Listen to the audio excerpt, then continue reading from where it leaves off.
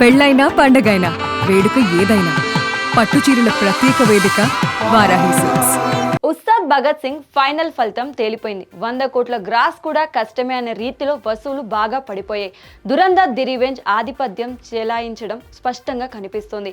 Already 1000 కోట్ల mark దాటేసింది. Ustaad hit అయినా కాకపోయినా పవన్ కళ్యాణ్ ఫీల్ అయ్యేది పెద్దగా లేదు. కానీ హీరోయిన్ శ్రీలీల ఈ మూవీ మీద గంపెడు ఆశలు పెట్టుకుంది.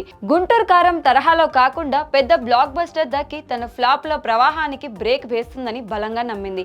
అయితే ఆ కోరిక అసలు నెరవేరలేదు. ఎందుకంటే శ్రీలీల కేవలం సెకండ్ హాఫ్ కి మాత్రమే పరిమితమైంది. అది కూడా ఫ్లాష్ బ్యాక్ ఎపిసోడ్. ఆ పాత్రకి ఇచ్చిన ముగింపు ఊహించిందే కాబట్టి పెద్దగా సర్ప్రైజ్ లేదు. కానీ ఉన్నంతలో తన యాక్టివ్గానే కనిపించిన మాట వాస్తవం.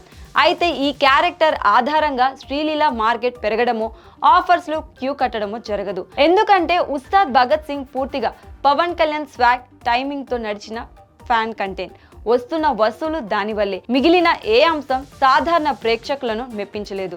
ఇదే కాదు, జనవరిలో నటించిన తమిళ డెబ్యూట్ పరాశక్తి బాక్సాఫీస్ వద్ద ఆడలేదు. కోలీవుడ్ లో భారీ ప్రచారం చేసిన ఆడియన్స్ తిరస్కరించారు. ఆఖరికి తెలుగు డబ్బింగ్ వర్షన్ థియేటర్ కి కాకుండా నేరుగా ఓటీటీలో విడుదల చేశారు. పర్ఫార్మెన్స్ స్కోప్ దక్కిన రిజల్ట్ ఇలా రావడం పట్ల శ్రీలీల నిరాశ చెందింది. ఇప్పుడు పవన్ సరసన జోడీ కట్టడం ఒక డ్రీమ్ లాంటిది అనుకుంటే అది గుర్తుండిపోయేలా లేకపోవడం ఖచ్చితంగా లోటే. భగవత్ కేసరి ఒకటే సక్సెస్ కాగా శ్రీలీల గత 9 సినిమాలు ఫ్లాప్ కావడం గమనించాల్సిన విషయం. శ్రీలీల త్వరలో బాలీవుడ్ తెరంగేటం చేయనుంది.